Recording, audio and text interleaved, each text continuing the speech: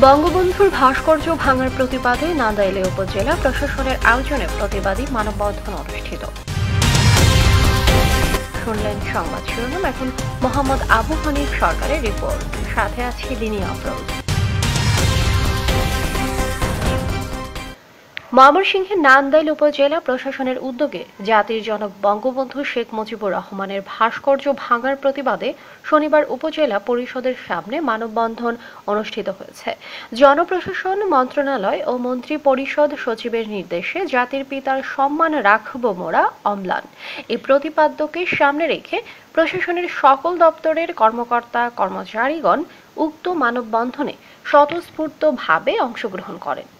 নান্দাইল উপজেলা নির্বাহী অফিসার মোহাম্মদ এরশাদ উদ্দিনের নেতৃত্বে উপজেলা মাধ্যমিক শিক্ষা কর্মকর্তা রোকন উদ্দিন আহমেদের সঞ্চালনায় মানববন্ধনের বক্তব্য রাখেন উপজেলা সহকারী কমিশনার ভূমি শোভন রাংসা, নান্দাইল মডেল থানার অফিসার ইনচার্জ মিজানুর রহমান আকন্দ, উপজেলা স্বাস্থ্য ও পরিবার পরিকল্পনা কর্মকর্তা ডাক্তার মামুনুর রশিদ, উপজেলা কৃষি কর্মকর্তা আনিসুজ্জামান, প্রাথমিক শিক্ষা কর্মকর্তা মোহাম্মদ আলী সিদ্দিক, যুব উন্নয়ন কর্মকর্তা ফয়েজ উদ্দিন, শিক্ষিকা বাবলি দাস প্রমুখ।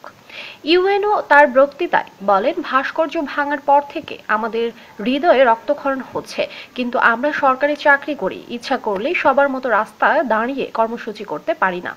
জনপ্রশাসনের সচিবালয়ের সিদ্ধান্তকে ধন্যবাদ জানাই।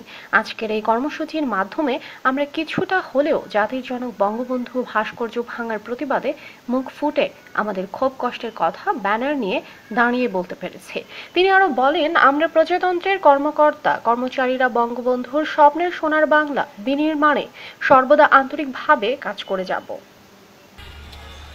আমি এই ভাস্কর্য ভাঙার প্রতিবাদে তীব্র নিন্দা এবং প্রতিবাদ জানাচ্ছি এবং সবাইকে আমাদের এই ভাস্কর্য ভাঙচুরের ভবিষ্যতে আর এরকম না ঘটে আমরা এর প্রতিবাদ জানাচ্ছি।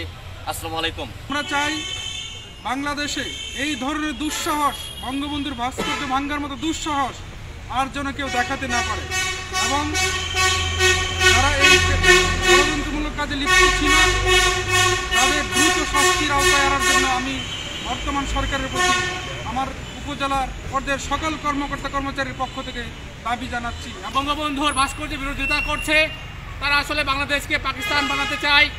আজকে পাকিস্তান ব্যর্থ রাষ্ট্র হয়েছে।